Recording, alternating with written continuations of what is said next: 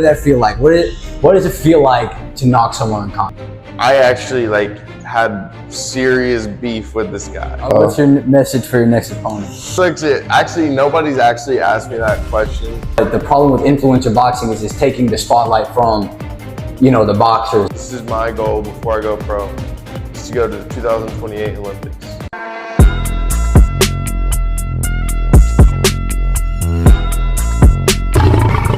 My name is Jaden Pantera Santos. I am 21 years old. I'm from Laurel, Mississippi, and I have been boxing for about 2.5 years. Why did you start boxing? I started boxing because I had a really bad injury, and the doctor said I would never be able to walk again. And I was in rehab for a while. Okay. So they had to, I had to get used to my legs again. And I was in a wheelchair as well. So I was in hospice for 2 months. And then I promised God, I was like, if I can recover, I'm gonna do everything I can, 100%. And I sort of went through some stuff after just the recovery process. And I was like, I should probably try boxing. It always been in the back of my mind. I was hitting the bag one day, this guy named Steele, he walks up to me and he's like, hey man, I have a great opportunity for you. He sent me Coach JB's number, big shout out to Coach JB. And I fell in love with the sport from there. I thought just because I did weightlifting, I was like, oh, martial arts is easy. It was not, It's not the same thing. Give me a bit of story, kind of like filler. So you grew up in Mississippi and then you move out here to Hattiesburg? Yeah, I moved out here to Hattiesburg. Right. What was your thought process behind moving to Hattiesburg? Because that happened in between when you started boxing. Right. My thought process really was I wanted to move away from my family just so I could, lock in and be an adult and be responsible for myself, work a job, pay rent. And I think it just was like a freedom thing. But I also think I'm a very independent person. Right. So it was like an independent thing. And I was 17, about to turn 18. So I figured it was about time. I was 18 when I moved up here. Okay. So it was that transition between 17 and 18. So yeah, that's pretty much why. I love my hometown, but I figured it was time for a fresh start. And I am glad I did move up here, down here, because then I wouldn't have figured out there was a boxing gym, because I didn't even know there was a boxing gym in Hattiesburg. Yeah. I didn't even know there was 2. Okay, there's 2? Yeah, I researched it in 2020 and I looked up, boxing gyms near me, because it was in the back of my mind. It didn't even pop up, which is crazy because technically there was a boxing gym here, not JB's, because JB's didn't open at that time. It was a little later. His is actually pretty recent. And then Coach Rob, his had already been open because his was the only gym here. Right. So that was the one in downtown Hattiesburg that I fought at April 19th. So I literally was like, okay, there must not be any boxing gyms. So for years after that, I just sort of forgot about it because I was like, I don't really have a trainer or anything like that. Right. So. What has been your biggest obstacle in your boxing journey so far? That's a really good question. My biggest obstacle I would say is definitely my mind.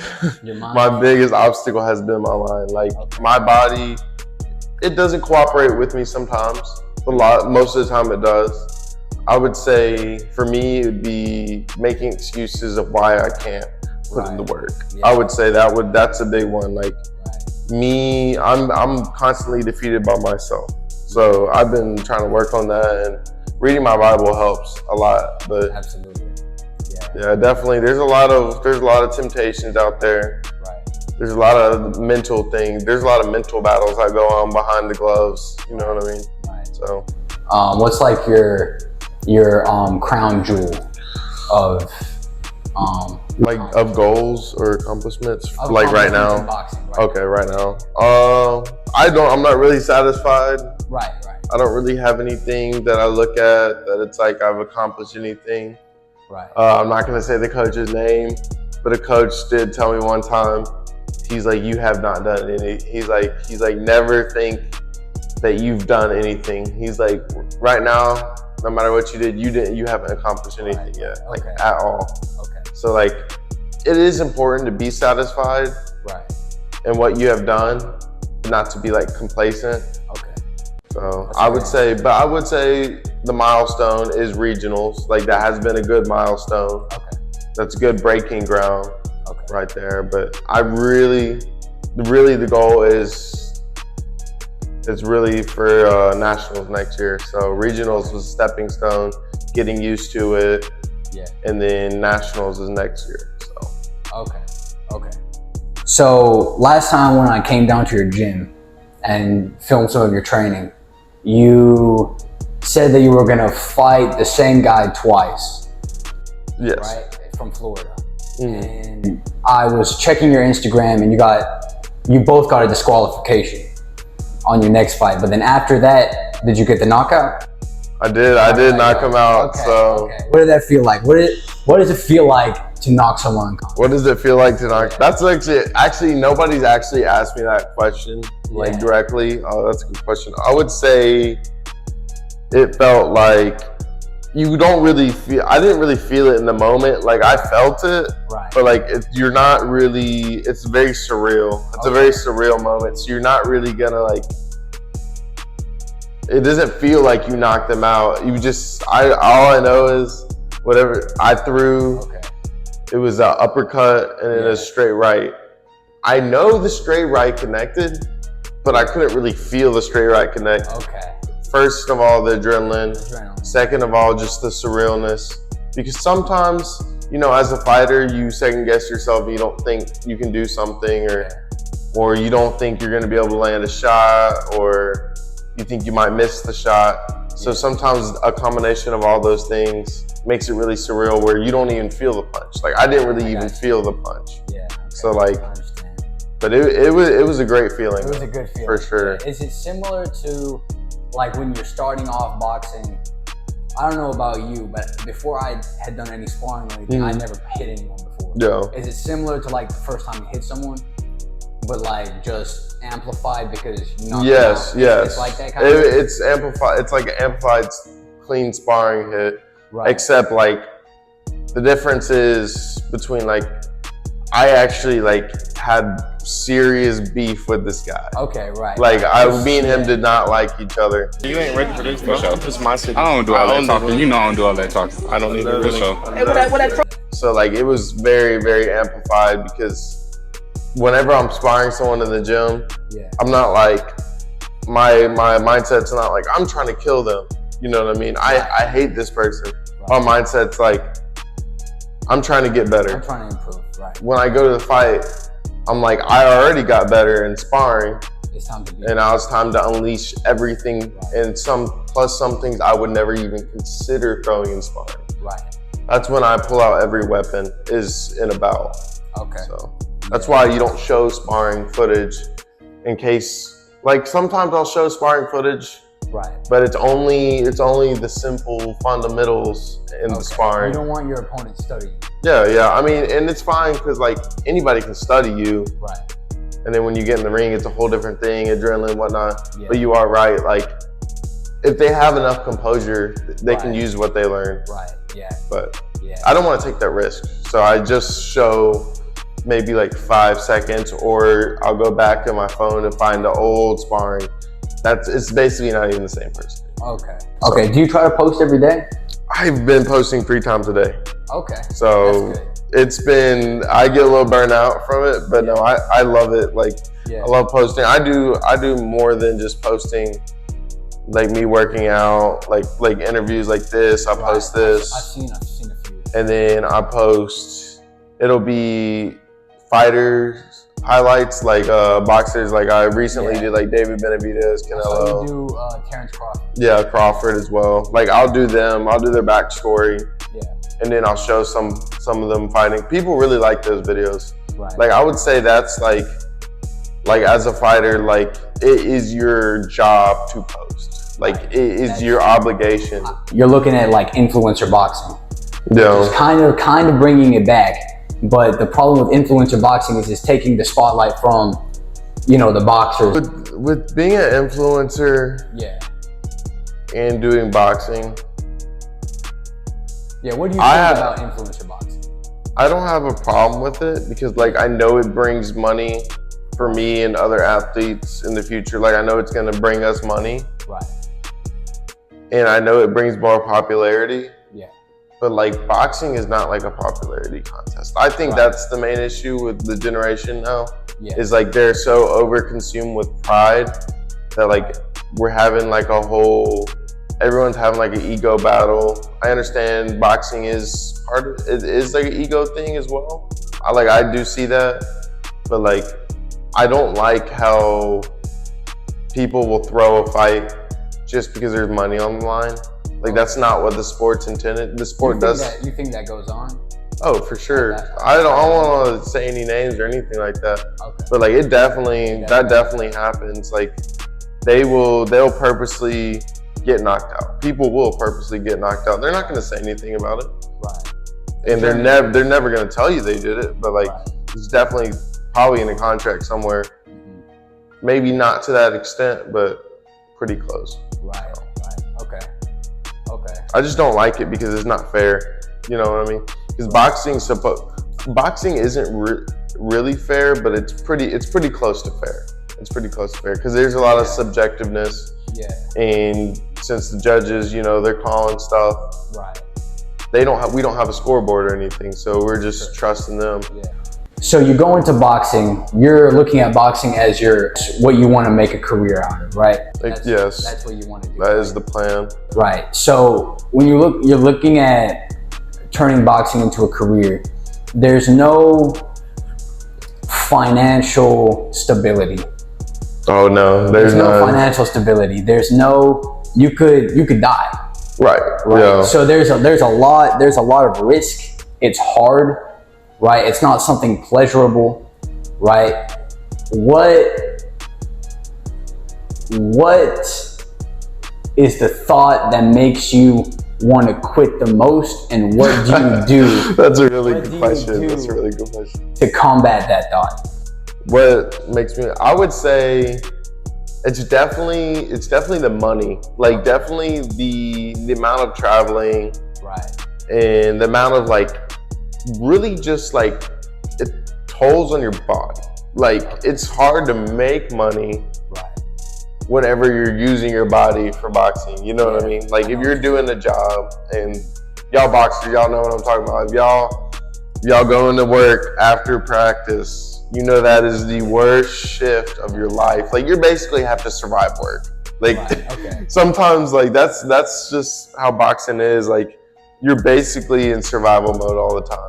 Right. So I would say that's the number one thing is money that makes me want to. But then what makes me not want to is what I promised my family I would do for them. And I told my family that I would make sure they would never need anything ever again. So that's what pushes me. So yeah, I have that thought in my mind. Right.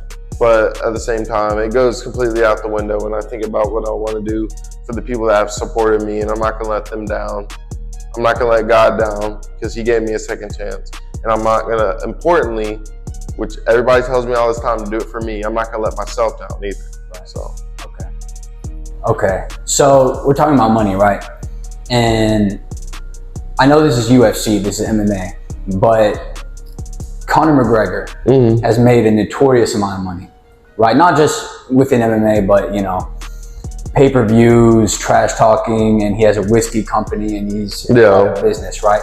But he did this thing and he's notorious for this idea of manifesting. So if you can see it here and you have the courage enough to speak it, it will happen. So in his fight against Jose Aldo, there's footage of him in the room before the fight and he's imitating him.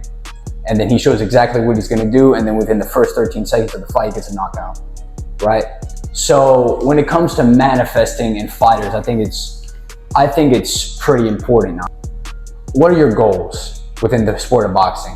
Manifesting part, like that's a good comment, and actually he is one of my role models. Right. I don't agree with everything he says, you know what I mean? Because I know he's not a Christian. But I would say that for him, it's all about like reinforcing the idea and like that, and especially goals. You want to reinforce those goals. It's like, how am I going to do this goal? I personally, I write down my goal over and over, and I literally have like Coach could tell you, like I have 2 notebooks. Like all the notebook has is the same thing over and over and over and over and over and over again. And it literally is me. I write till I'm sick and tired of writing the same thing because I just want to get it in my head. And no matter what happens, I'm gonna do that. So for instance, one of my goals right now, this is my goal before I go pro, is to go to the 2028 Olympics. Okay. It's a hard goal, right? All right. Yeah. But I've recently seen I can do it. Like it's not anything that's out of the ordinary because it's boxing, you know what I mean? If you work hard and you do everything you're supposed to do, you work harder than everybody else, why not go to the Olympics 2028? Absolutely. You know what I mean? Obviously I'm gonna need God's help. It's not something that's easily attainable, but it is easily attainable though, if you do what you're supposed to do. Okay. So I would say boxing's reward is hard work. Right. Boxing only rewards you if you do what you're supposed to do. There's no like cheating it or anything like that. God willing, the plan is to go pro next year. And then 2028, I would go to the Olympics. Okay. So those are the 2 goals. Okay, and debut after nationals. Yes, debut after nationals. So if for some reason, which I don't even consider a possibility, not winning that, but for some reason it didn't work out or something like that, I would just have to go again. And just until I win nationals, I'm not going pro. That's basically like. That's your okay. So Yeah, that's my ultimatum. Like that's literally it. So who inspires you when you're inside the ring? Who's left away? It can be anything or anything. I would say Coach D.P.R.T.D, and then I would also say Jonathan Gonzalez. Coach D.P.R.T.D is one of my coaches. John is one of my friends as well.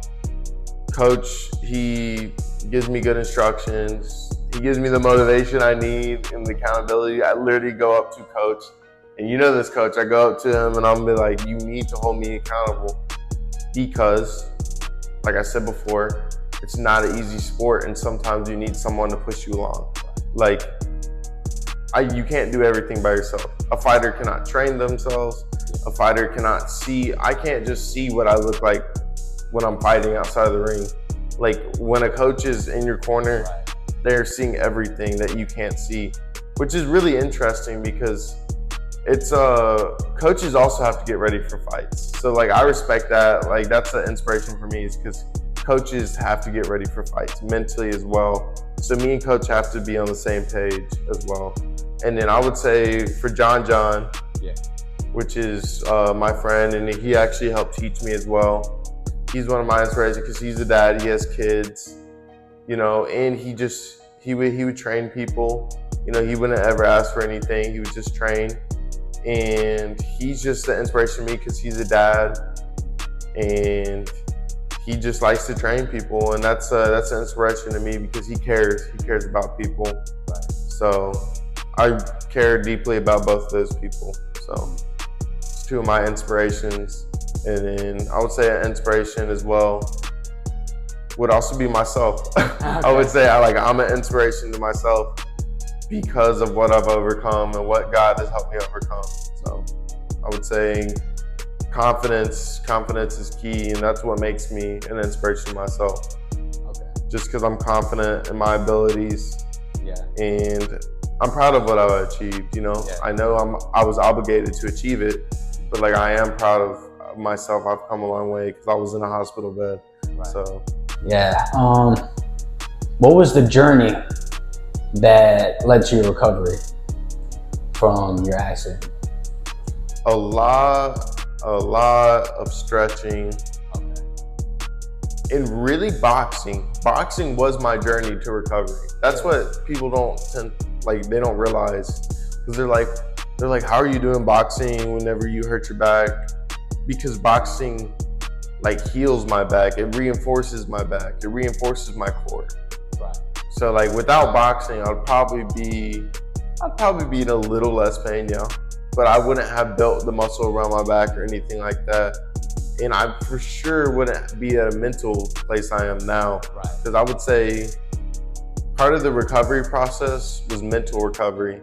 Because they say that like if you can't mentally recover from an injury, you might not be able to physically recover because it's 50-50. Yeah. You know what I mean? So I would definitely say like the mental recovery was a big deal. And not a lot of people like to talk about the mental recovery from a physical injury. But like that's a big deal. Like that shatters your confidence. Yeah. Because I was like, can I walk again? You know what I mean? Can I do this? And that might translate over to, can I throw this punch? I don't want to get hit, yada, yada. You know what I mean? Yeah. So like, I would say the journey was definitely the mental journey and the physical tied into one. So there's been a lot of, and I've had a lot of injuries throughout the sport, just not even related to that.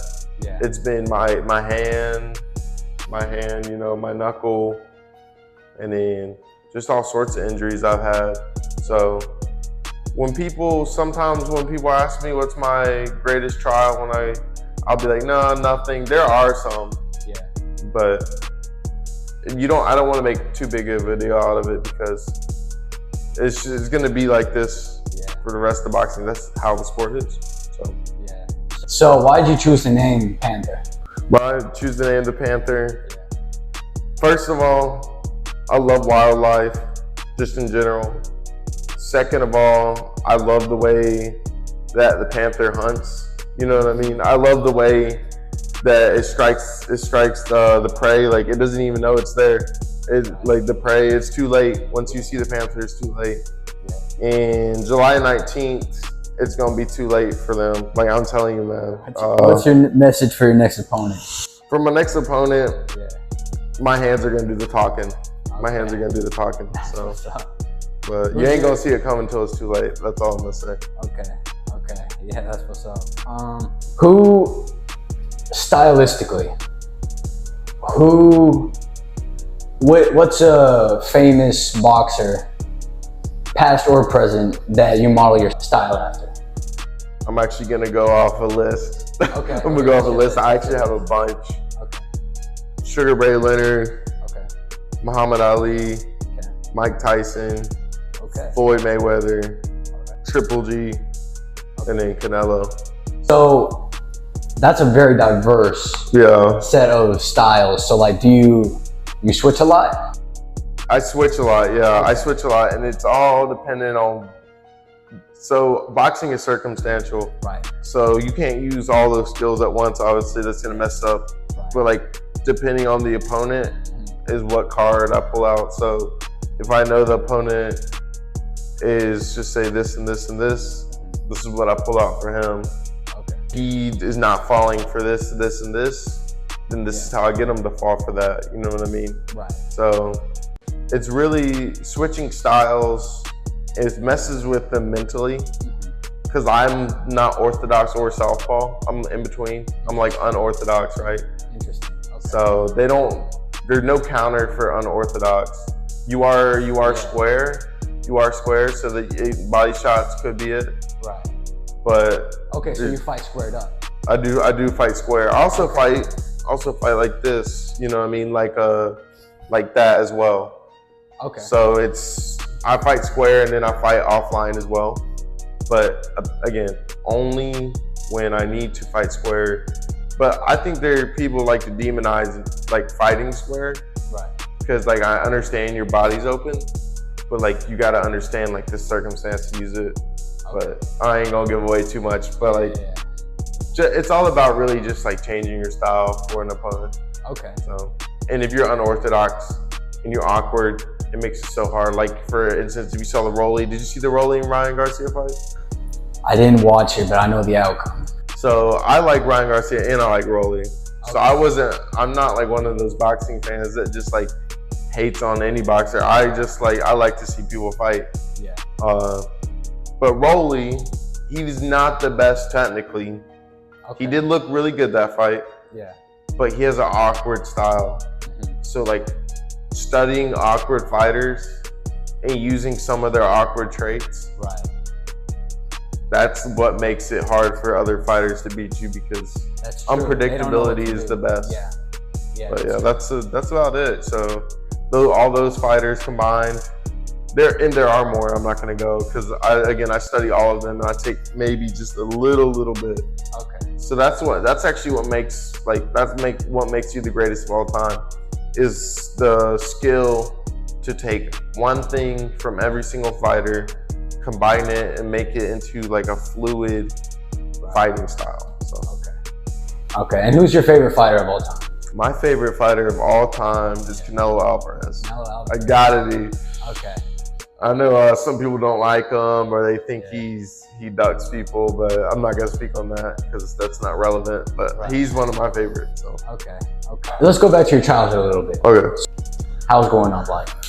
What What were the struggles? What did you appreciate and what were the struggles? Okay, that's a good question because I don't talk about my childhood too much.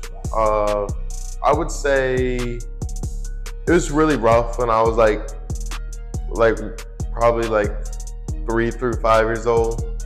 Like obviously I'm barely self-aware at that point, but like I did go through a lot as a kid just because my mom, you know, she was doing drugs, and then my dad was a drug dealer as well, and he was also an illegal immigrant. So that was not really the best place to grow up. I saw a lot of stuff I shouldn't.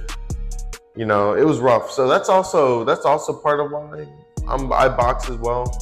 It's because of what happened as a kid. You know what I mean? I don't want that see that ever happen. So it's just it was rough. And then I got adopted. Sorry, I got in the legal guardianship with my now grandparents. And then I love living with them. I love living with them. They took really good care of me. They're Christians as well. And they put me into LCS, you know. And then someone actually, I don't know who it was, but someone had paid for my school. So someone paid to go to LCS, and I was like, okay. So I literally was there from K4 to 11th. Okay. And then after the 11th, I just went and got my GED because I was like, I don't know if I can do one more year here. Nice interview. Appreciate you, brother. Appreciate you, man.